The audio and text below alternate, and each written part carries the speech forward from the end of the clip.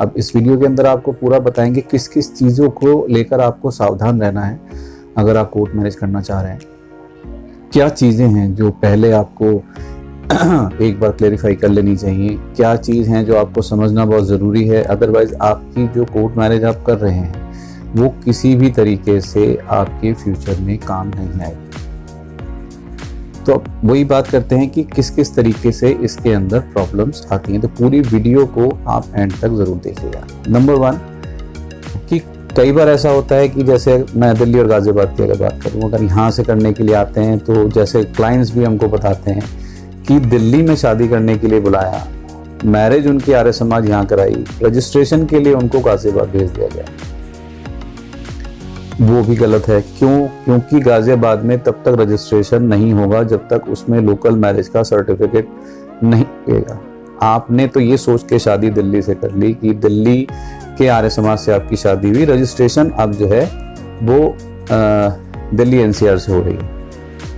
लेकिन जहाँ से आप शादी कर रहे हैं रजिस्ट्रेशन वहाँ से कराना ही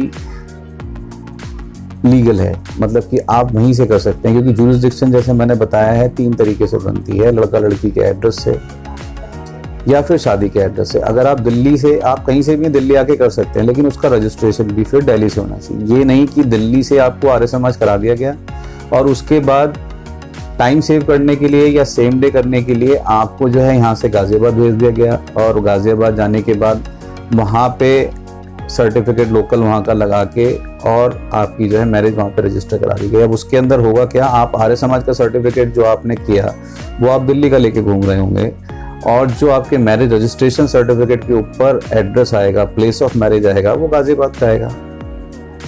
तो अब ये टेक्निकली गलत हो गया। क्यों? क्योंकि आपने मैरिज तो करी यहाँ से, रजिस्टर सर्टिफिकेट के ऊपर एड्रेस कहाँ का आया, गाज़ियाबाद का। जिस एड्रेस, जो रजिस्ट्रेशन सर्टिफिकेट के अंदर गाज़ियाबाद का एड्रेस आया, उस एड्रेस पे आपकी शादी रजिस्टर ही नहीं है, तो आपके रजिस्ट्रेशन सर्टिफिकेट की कोई वैल्यू नहीं रहेगी, पहली चीज़। दूसरा, आप जिस आर्य समाज में या जिस भी संस्था में मैरिज कर रहे हैं तो मेक श्योर कि वो एड्रेस वहीं का हो। ये नहीं कि आप मान लीजिए दिल्ली के अंदर अगर आप सीपी से या चांदनी चौक से कहीं से अगर कर रहे हैं, किसी भी जगह से एक्सवाइजेड, फॉर एन एग्जांपल मैं आपको बता रहा हूँ, अगर आप यहाँ से कर रहे हैं और उस पे एड्रेस जो है दिल्ली के किसी और कोने का आ रहा है कि जी शादी तो आपने यहाँ करी, फेरे आपके यहाँ हो रहे हैं, पंडित जी यहाँ पर बैठे हैं, लेकिन जो सर्टिफिकेट इशू किया जा रहा है वो किसी और जगह का किया जा रहा है।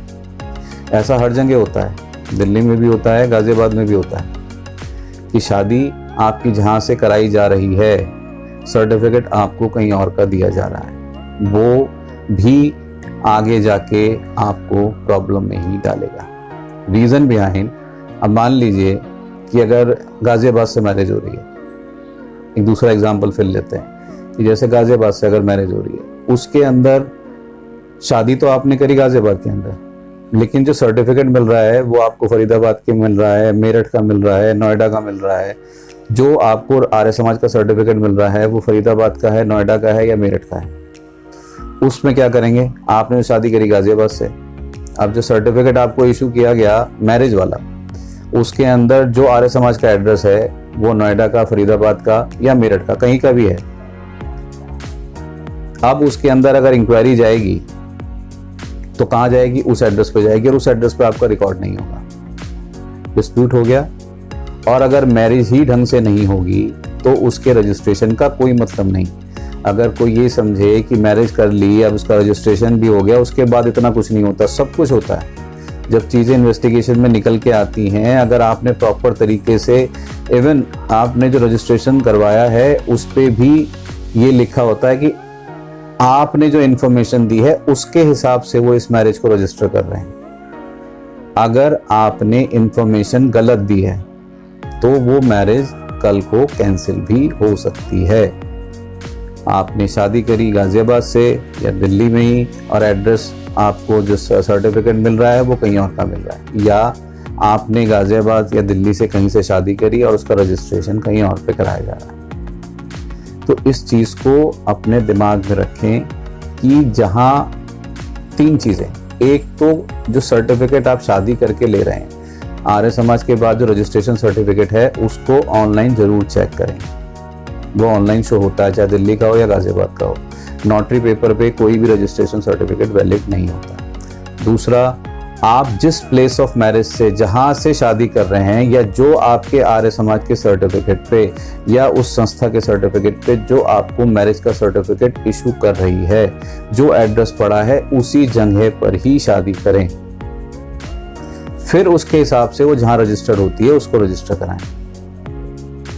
ये चीज़ ध्यान रखने वाली बहुत ज़रूरी है, क्योंकि ये फ्रिक्वेंट जो है कॉल्स हमारे पास इस तरह से आती हैं कि जी दिल्ली बुलाया, यहाँ पे किसी ने मैरिज करा दी, वो एजेंट्स होते हैं, वो शादी करा दी कहीं दिल्ली के अंदर, और उनके बाद जो है उसको लेके सीधा गाजियाबाद चले गए। जी दिल्ली एनसीआर में पड़ता है, रजिस्ट्रेशन यहाँ से होगा। वहाँ पर एक जो है सर्टिफिकेट उन्हीं का आदमी होता है, वो एक सर्टिफिकेट वहाँ का लोकल बनाया जिसका कोई एड्रेस नहीं होता, वो लगाया वहाँ पे, प्लेस ऑफ मैरिज गाजियाबाद की दिखाई, रजिस्टर कर दिया।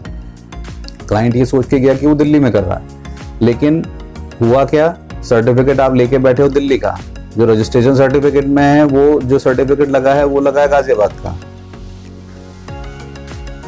तो ये नहीं होना चाहिए, गलत है। कल को इंक्वायरी अगर आएगी तो दिल्ली वाले पे आएगी, रजिस्ट्रेशन सर्टिफिकेट देखेंगे, बोलेंगे इस पे एड्रेस गाजियाबाद का है, तो रजिस्टर्ड कैसे हुई?